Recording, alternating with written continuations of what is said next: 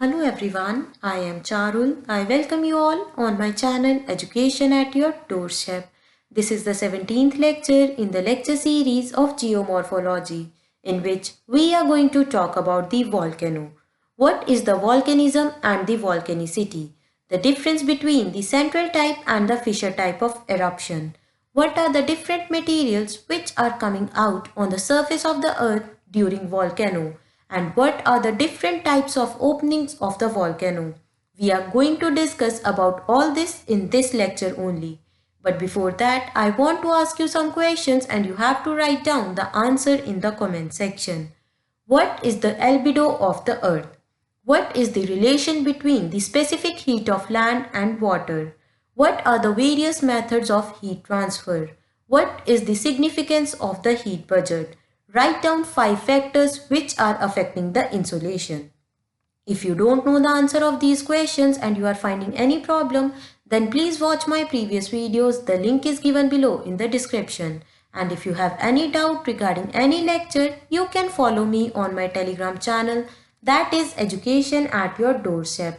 And guys, please subscribe to my channel if you have not subscribed yet. Let's talk about the volcano. क्या होता है volcano and कहाँ कहाँ पर ये हो सकता है?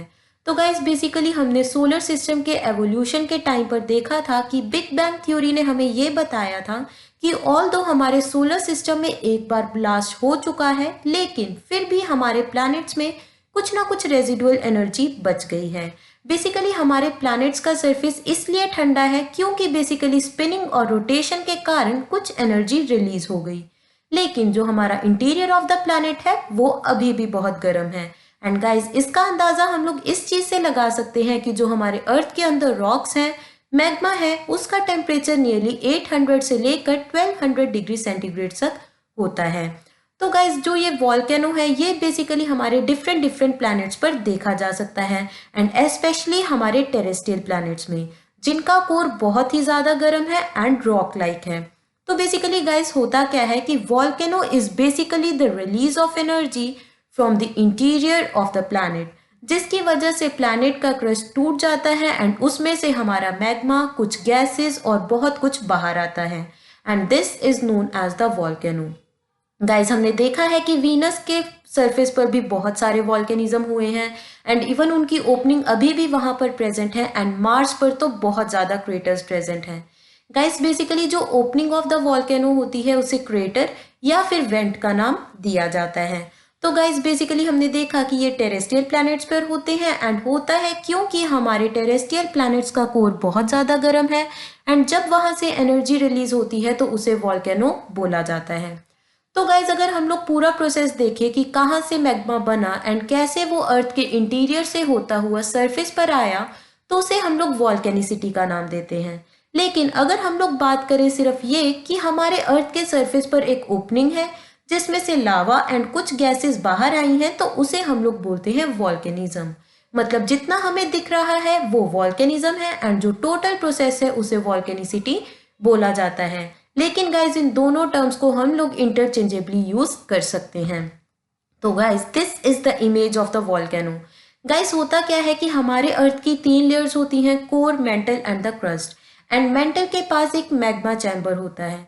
Magma is basically the hot part of the अर्थ, मतलब इसमें लिक्विड और कुछ मतलब प्लाज्मा लाइक स्ट्रक्चर होता है। तो गाइज बेसिकली होता क्या है कि हमारे मेंटल से ही ये मैग्मा निकलता है, वहीं पर ये ओरिजिनेट होता है एंड उसे हम लोग बोलते हैं मैग्मा चैम्बर।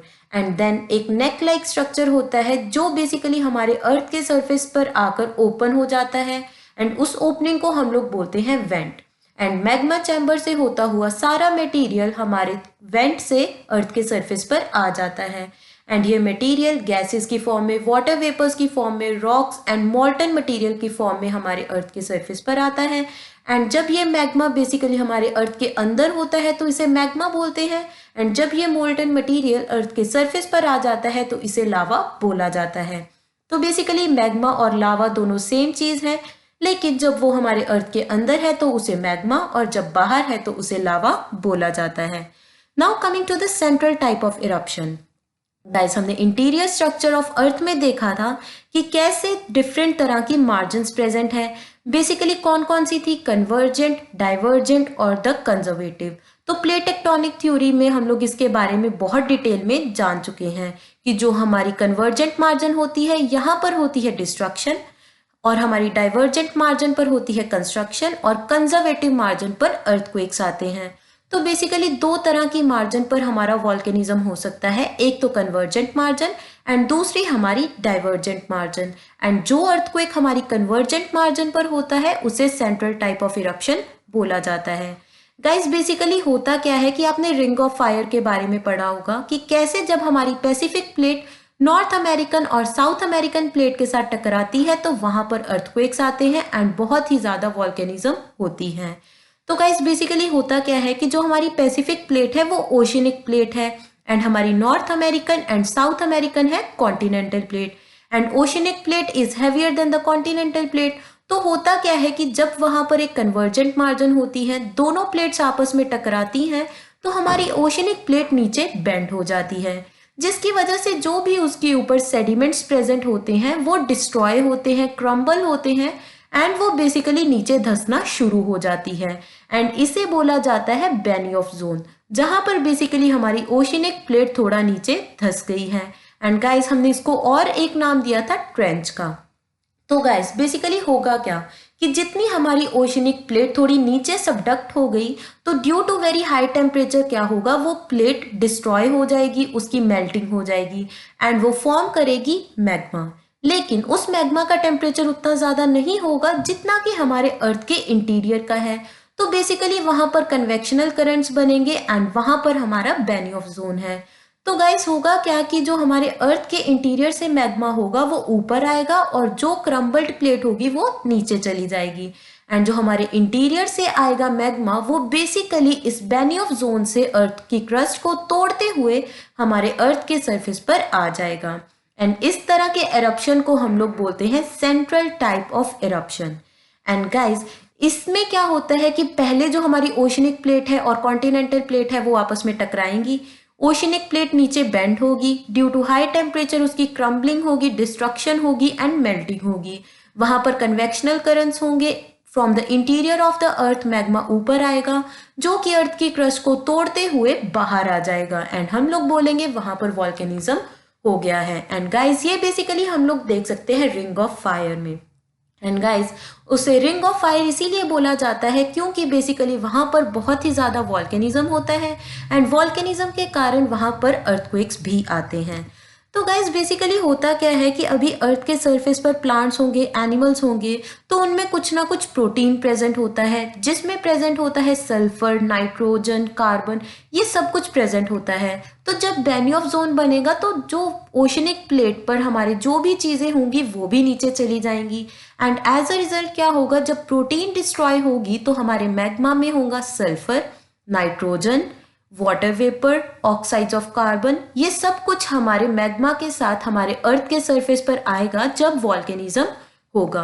तो ये बेसिकली बनता तो हमारी ओशियनिक प्लेट की डिस्ट्रक्शन के कारण ही है, लेकिन ड्यू टू कन्वेक्शनल करंट्स वो जो ठंडा मैग्मा होता है वो नीचे चला जाता है एंड जो हॉट मैग्मा होता है वो हमारी अर्थ के क्रस्ट को तोड़ते हुए बाहर आता है, जिसे सेंट्रल टाइप ऑफ इरप्शन का नाम दिया जाता है।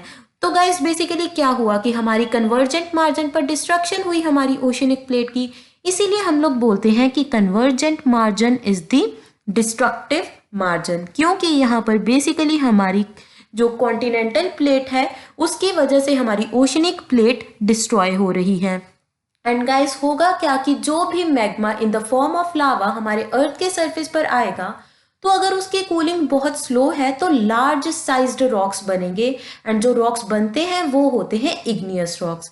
एंड गाइस उनका साइज बहुत बड़ा होगा अगर कूलिंग रेट बहुत कम है, लेकिन अगर कूलिंग बहुत जल्दी हो रही है तो जो पार्टिकल्स ऑफ रॉक होंगे वो बहुत ही फाइन होंगे, मतलब बिल्कुल छोटे छोटे फाइन पार्टिकल रॉक्स बनेंगे। लेकिन अगर स्लो कूलिंग होगी तो बहुत बड़े बड़े पार्टिकल्स होने वाले हैं हमारे रॉक के। तो गाइज ऐसे होता है हमारा सेंट्रल टाइप ऑफ इरप्शन, जब कॉन्टिनेंटल प्लेट और ओशियनिक प्लेट आपस में टकराएंगी, ओशियनिक प्लेट नीचे सबडक्ट होगी, ड्यू टू हाई टेम्परेचर उसकी मेल्टिंग होगी, डिस्ट्रक्शन होगी, कन्वेक्शनल करंट बनेंगे and hot magma come out on the surface of the earth in the form of lava. And अगर इस लावा की कूलिंग बहुत स्लो होगी तो लार्ज साइज रॉक्स बनेंगे, एंड अगर स्लो होगी तो गाइज लार्ज साइज, एंड अगर फास्ट होगी तो बहुत ही फाइन पार्टिकल रॉक्स बनने वाले हैं। Now coming to the types of the central type of eruption. Guys आपको इनकी डिटेल में जाने की कोई ज़रूरत नहीं है, आप सिर्फ इनके नाम से एक बार गो थ्रू हो सकते हैं। पहला है हमारा हवाई टाइप ऑफ एरप्शन, तो ये बेसिकली कहाँ पर होगा, हवाई ग्रुप ऑफ आइलैंड्स में। उसके बाद है स्टेम्बोलियन टाइप ऑफ एरप्शन, ये बेसिकली होता है हमारी मेडिटेरियन सी में।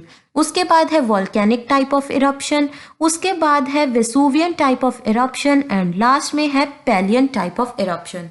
तो गाइज अगर आप इसकी डिटेल के बारे में पढ़ना चाहते हैं तो आप प्लीज कमेंट सेक्शन में लिख सकते हैं।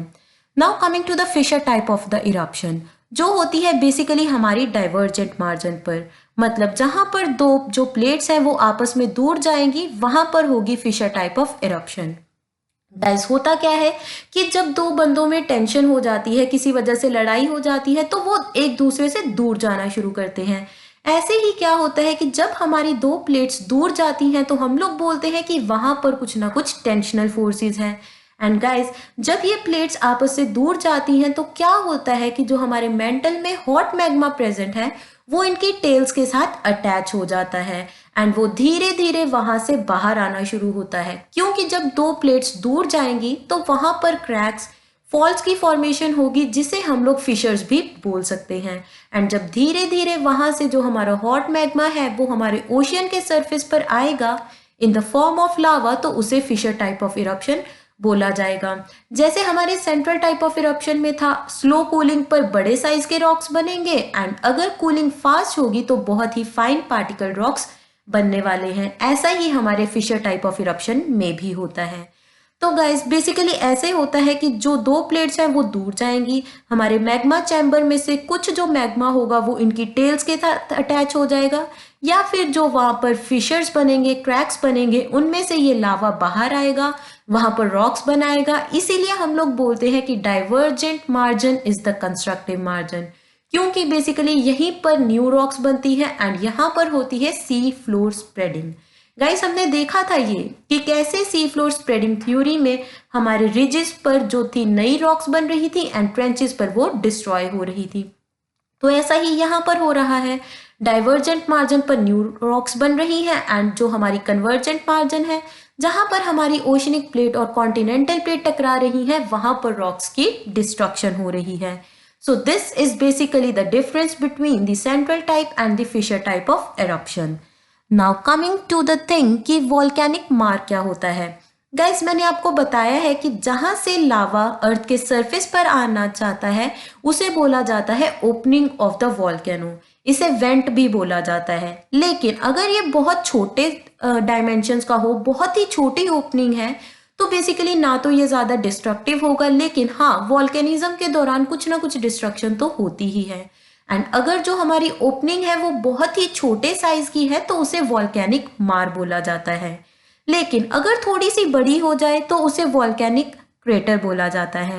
एंड गाइस होता क्या है कि अगर क्रेटर के अंदर जो मैग्मा चैम्बर है वो अभी बिल्कुल खाली हो चुका है, कि यहाँ पर अब कोई भी वॉल्केनिज्म नहीं आएगा, तो यहाँ पर वाटर भी इकट्ठा होना शुरू हो जाता है एंड वो बनाती है हमारी क्रेटर लेक्स।